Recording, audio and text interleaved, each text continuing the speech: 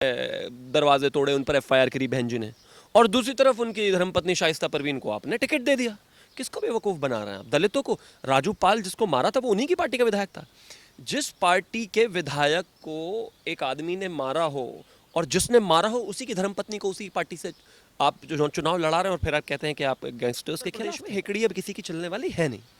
25 करोड़ लोगों को, 25 करोड़ लोगों की जिम्मेदारी चीफ मिनिस्टर की है, कुछ माफिया गैंगस्टर लुटेरों की नहीं है।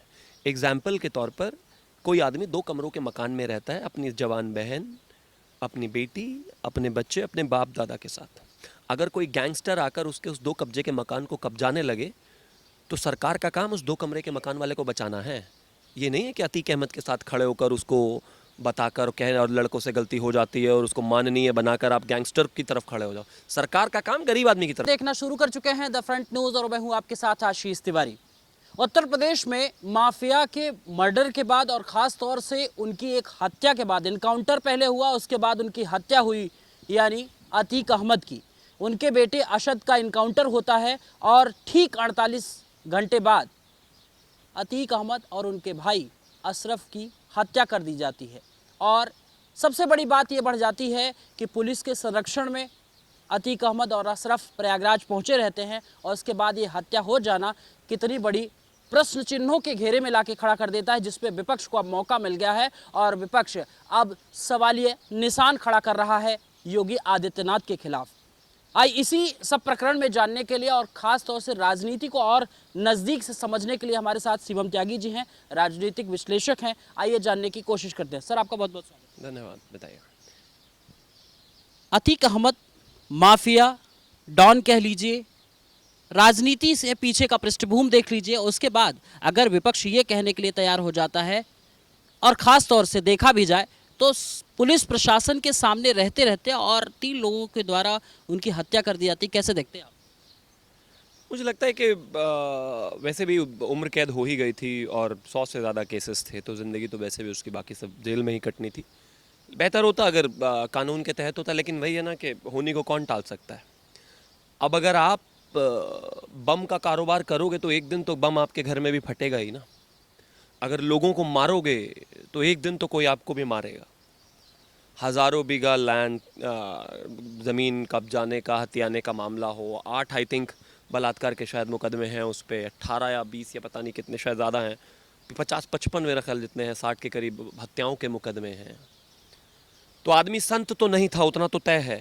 इतने तो गारंटी है कि पृष्ठभूमि नेता की नहीं थी, गैंगस्टर की थी, गुंडे की थी, माफिया की थी, चोर की थी, लुटेरे की थी, बलात्कारी की थी, नेता की नहीं थी। वो अलग बात है कि उसको इस्तेमाल करने के लिए समाजवादी पार्टी ने उसको पहले नेता बनाया, फिर उसको अपनी एक्सटेंडेड पुलिस की तरह इस्तेमाल किया। एक्सटॉर्शन कराना हो तो अतीक अहमद से करा दो, उसका पैसा इस्तेमाल किया, उसका बाहुबल इस्तेमाल करके, सब कुछ इस्तेमाल करके उसको नेता बना दिया। अब अगर नेता नगरी में ऐसे लोग आएंगे तो राजनीति का हाल क्या होगा? वही हाल था। लेकिन फिर भी मैं वही कहता हूँ कि जैसे कर्म आपको ऐसे मतलब पकड़ लेते हैं, ऐसा आपको जवाब देते हैं। कर्मों की ऐसी लीला है कि जो आप कर्म करते हो उसका फल आपको वैसा ही मिलता है।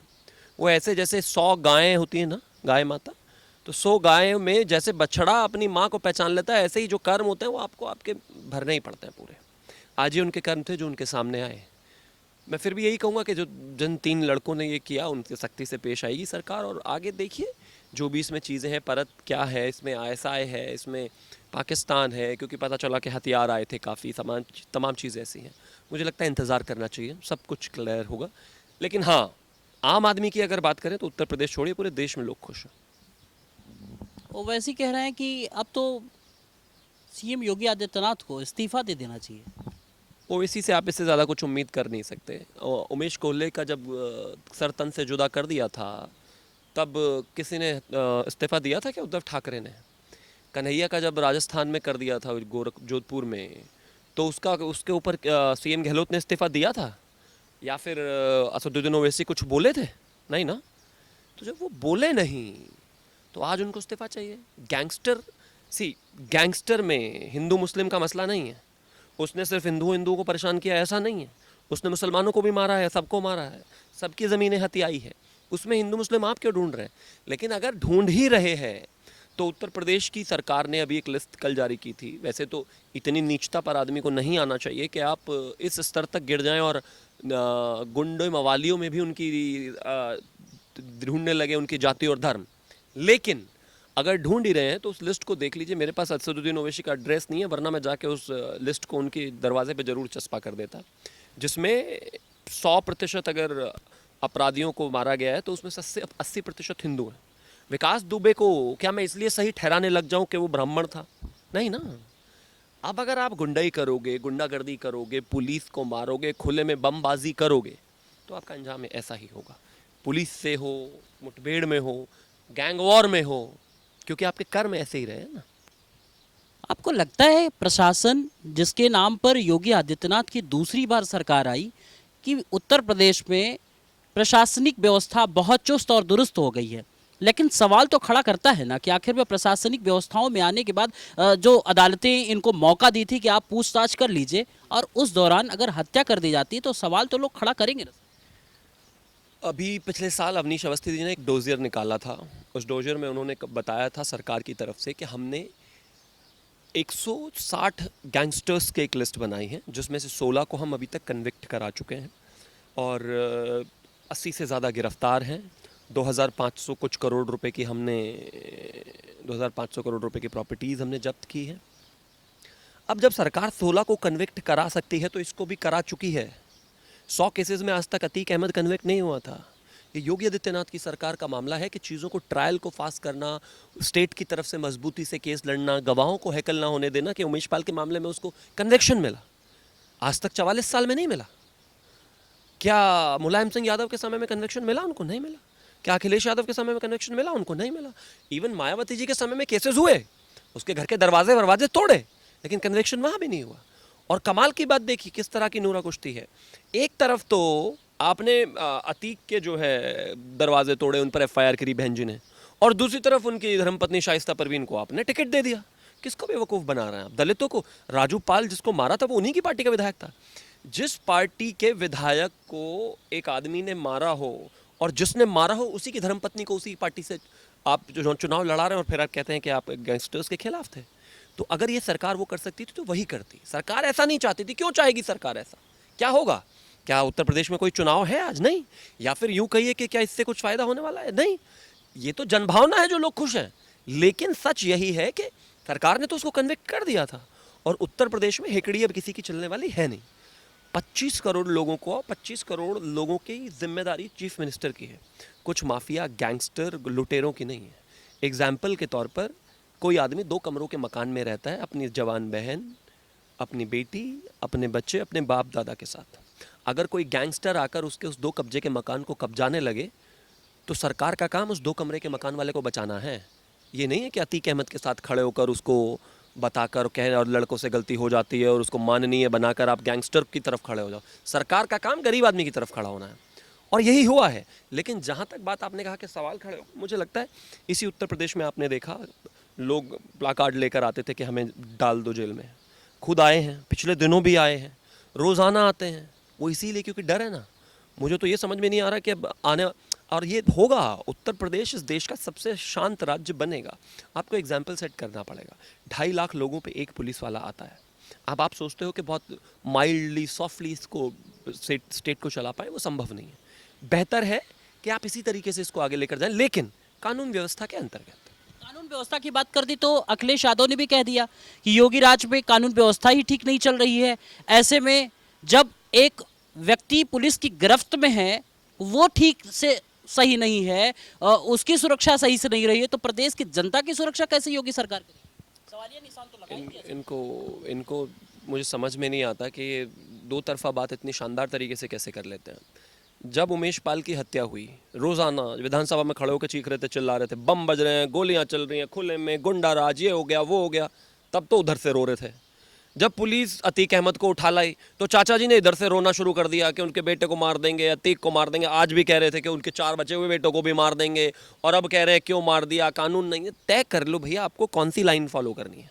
हम मानते हैं कि आपका जो एक वोट बैंक है, जिस मुस्लिम वोट बैंक के भरोसे आप रहते हो, आप उसके लिए जो है एक आतंकवादी का भी सपोर्ट करोगे, लेकिन आप ये तय कर लीजिए। क्योंकि मेरे हिसाब से अतीक अहमद जैसा गुंडा मुस्लिमों की रहनुमाई नहीं करता, वो मुस्लिमों का रिप्रेजेंटेटिव नहीं हो सकता। अब्दुल कलाम हो सकता है, अतीक अहमद नहीं हो सकता। और भी अगर मानना है तो वो असद के साथ जो दूसरा लड़का मरा एनकाउंटर में, गुलाम, उसके परिवार ने उसका शव लेने से मना कर दिया क्योंकि उन्होंने कहा कि इसके कर्म गलत थे, तो ये तो होना ही था, हम इसका शव नहीं लेंगे। वो इस मुस्लिम समाज का रिप्रेजेंटेशन कर सकते हैं। लेकिन अगर आप सोचें कि इस समाज का रिप्रेजेंटेशन अतीक अहमद जैसा आदमी कर रहा है तो आप गलत फहमी में हैं। करते रहे, इसीलिए तो जनता से इतना दूर हो गए अखिलेश यादव, इसीलिए इतना कट गए, इसीलिए रूट्स में वोट्स खत्म हो गए।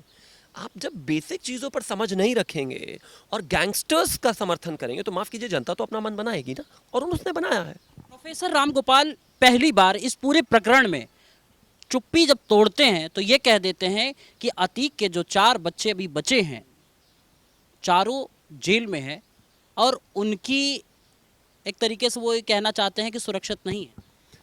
मुझे ये समझ में नहीं आता कि ये राम गोपाल वर्मा जी ने इतना, एक तो बिजी बहुत रहता है, एक नेता जो है वो भी राम गोपाल जी जैसे स्टैचर का नेता बिजी बहुत रहता है, इतना बिजी रहता है कि उसके पास समय नहीं होता कार्यकर्ताओं से मिलने का। और राम गोपाल जी के बारे में तो मैंने सुना है बहुत पर्टिकुलर भी है टाइम के। इतने व्यस्त माहौल में मुझे ये समझ में नहीं आ रहा इस उम्र पर आकर के उन्होंने ज्योतिष की पढ़ाई कब कर ली। हर चीज़ में एडवांस बोलना शुरू कर देते हैं। अरे जो बात सरकार को नहीं पता वो उनको पता है, जो चीज़ पुलिस को नहीं पता वो उनको पता है। ज़बरदस्ती आगे से आके चीज़ें कुछ भी बोलते रहते हैं, इसका कोई तर्क नहीं है। आप एक चीज़ बताइए, अतीक ख़त्म, अशरफ ख़त्म, असद ख़त्म, सब कुछ तो ख़त्म है। उनके पास है क्या?